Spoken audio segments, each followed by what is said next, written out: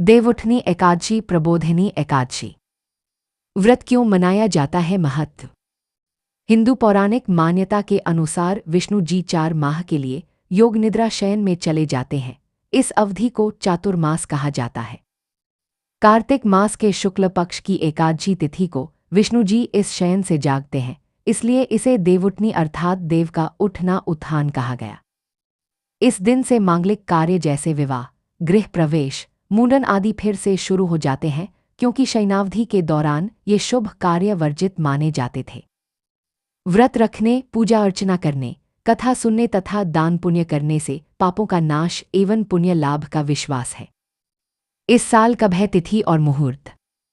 वर्ष 2025 में देवउठनी एकादशी की शुरुआत 1 नवंबर 2025 सुबह 9:11 बजे से होगी और तिथि समाप्त होगी 2 नवंबर 2025 सुबह 7:31 बजे तक। वैष्णव परंपरा में पारना व्रत खोलने का समय दूसरे दिन 2 नवंबर को माना गया है। पिछले वर्ष 2024 में यह तिथि 11-12 नवंबर थी। शुक्ल एकादशी कार्तिक मास। अलग अलग पंचांग अथवा विद्वान अनुसार तिथि समय में अंतर हो सकता है। अपने स्थानीय पंचांग का अवलोकन करना उत्तम होगा। पूजन विधि। व्रत नियम। व्रत नियम। व्रत पूर्व स्नान करें। इस दिन अनाज, धान्य, दालें, प्याज, लहसुन, मांस आदि वर्जित माने जाते हैं। कुछ लोग निर्जला व्रत खाना पानी न करना भी रखते हैं। दिन भर चित्त एकाग्र रखें, भजन कीर्तन, भगवान विष्णु मंत्रों का जाप करें। व्रत खोलने पारना का समय सावधानीपूर्वक देखें, निर्धारित मुहूर्त में पारना करें। पूजा विधि। सुबह जल्दी उठकर शुद्ध वस्त्र धारण करें, घर की पूजा स्थली को साफ सुथरा रखें। भगवान विष्णु तथा माता लक्ष्मी की प्रतिमा या चित्र स्थापित करें। तुलसी वृंद को विशेष स्थान दें। कलश में जल, पुष्प, धूप, दीप, नैवेद्य आदि सामग्री रखें। पीला चंदन, पीले पुष्प, पंचामृत आदि अर्पित करें। पूजा के अंत में कथा वाचन करें, विशेष रूप से देवउठनी की कथा। आरती भजन करें, फिर दान पुण्य करें। विशेष रूप से निर्धनों को दान देना शुभ माना जाता है। इस दिन से विवाह संस्कार, गृह प्रवेश, नामकरण आदि शुभ कार्यों की शुरुआत मानी जाती है।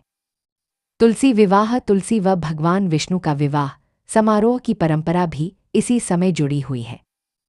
व्रत का उद्देश्य मात्र उपवास नहीं बल्कि मन इंद्रियों का संयम और भगवान की भक्ति है।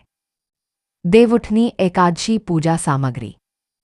भगवान विष्णु की मूर्ति या चित्र, तुलसी पत्र और तुलसी का पौधा, पंचामृत, दूध, दही, शहद, घी, शक्कर, दीपक और घी, चावल, फूल, धूप, अगरबत्ती, नारियल, सुपारी, पान, जल से भरा कलश, शुद्ध जल से भरा शंख, मिठाई, फल और पंचमेवा, नया कपड़ा भगवान के लिए, शालग्राम शिला यदि हो तो, प्रातः स्नान करके शुद्ध वस्त्र धारण करें।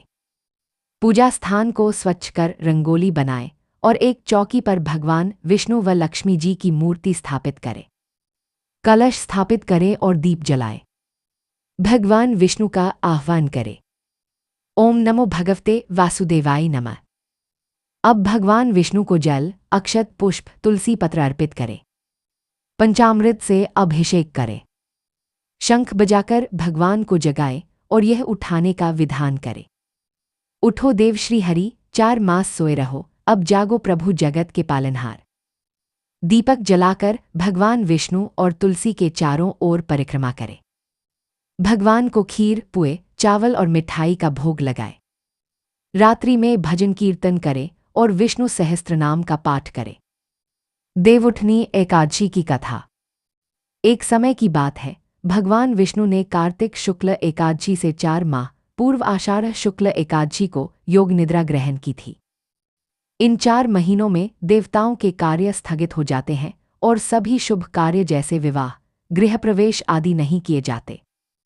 4 महीने पश्चात कार्तिक शुक्ल एकादशी को भगवान विष्णु निद्रा से जागते हैं। इस दिन देवी लक्ष्मी जी भगवान को जगाती हैं और कहती हैं, हे प्रभु, आपके सोने से संसार में धर्म कार्य रुक गए हैं, अब उठिए और लोगों का कल्याण कीजिए। भगवान विष्णु मुस्कुराते हुए उठते हैं और कहते हैं, जो व्यक्ति आज के दिन मेरा यह देवउठनी व्रत श्रद्धा से करेगा, उसके सब पाप नष्ट होंगे और उसके जीवन में मंगल कार्य होंगे। इस दिन से ही शुभ विवाह, यज्ञ, गृह प्रवेश आदि प्रारंभ होते हैं। कहते हैं कि इस दिन तुलसी विवाह भी संपन्न होता है। भगवान विष्णु शालिग्राम रूप में का विवाह तुलसी माता से कराया जाता है।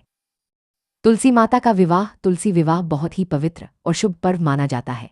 ये देवउठनी एकादशी के दिन कार्तिक शुक्ल एकादशी से द्वादशी तक मनाया जाता है।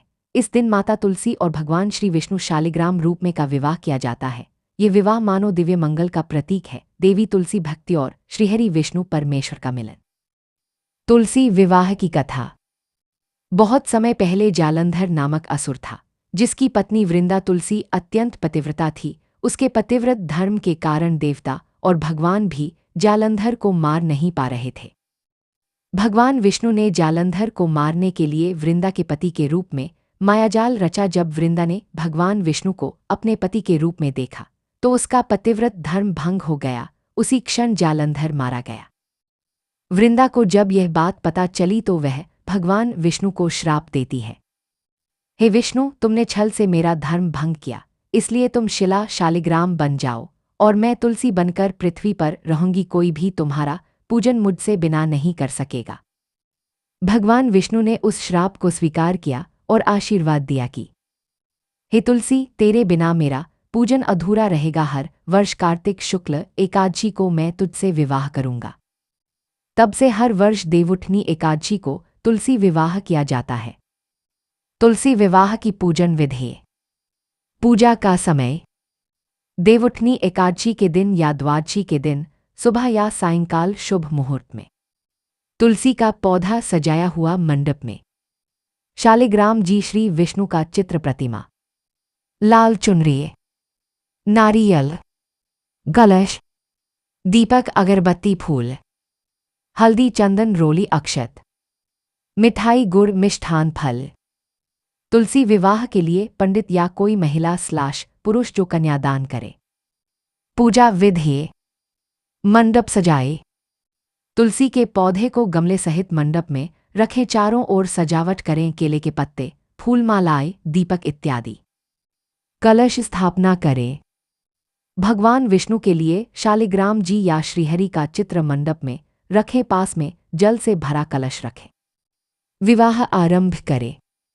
तुलसी माता को लाल चुनरी ओढ़ाए, हाथ में हल्दी मेहंदी लगाए। भगवान विष्णु के सामने तुलसी माता को बैठाए। मंगलाष्टक वाचन करे। विवाह गीत ओम जय तुलसी माता या शुभ विवाह के मंगल गीत गाए। माल्यार्पण। तुलसी माता और भगवान शालिग्राम जी को पुष्पमाला पहनाए। विवाह सूत्र बंधन। लाल धागे या कपड़े से दोनों का विवाह बंधन बांधा जाता है। ओम जय तुलसी माता, ओम नमो भगवते वासुदेवाय मंत्र से आरती करें। प्रसाद वितरण करें। तुलसी पत्ते, गुड़, मिष्ठान और फल बांटें। तुलसी विवाह में क्या नहीं करना चाहिए। तुलसी के पौधे को छूना या तोड़ना। एकादशी के दिन तुलसी के पत्ते नहीं तोड़ने चाहिए। पूजा के लिए पत्ते एक दिन पहले ही तोड़ लें। मांस, मदिरा, तामसिक भोजन का सेवन वर्जित है। शालिग्राम जी को दूध या तुलसी पत्ते बिना स्नान कर चढ़ाना नहीं चाहिए। पति पत्नी का झगड़ा या क्रोध करना विवाह का दिन है, इसलिए घर में शांति, सौहार्द और प्रेम रखें। संध्या के बाद तुलसी में जल नहीं देना चाहिए। तुलसी की सूखी पत्तियां या मुरझाए पौधे का उपयोग पूजा में न करें। तुलसी विवाह का महत्व। यह विवाह धर्म, प्रेम और सौभाग्य का प्रतीक है। इस दिन कन्यादान का फल अनंत यज्ञ करने के बराबर होता है।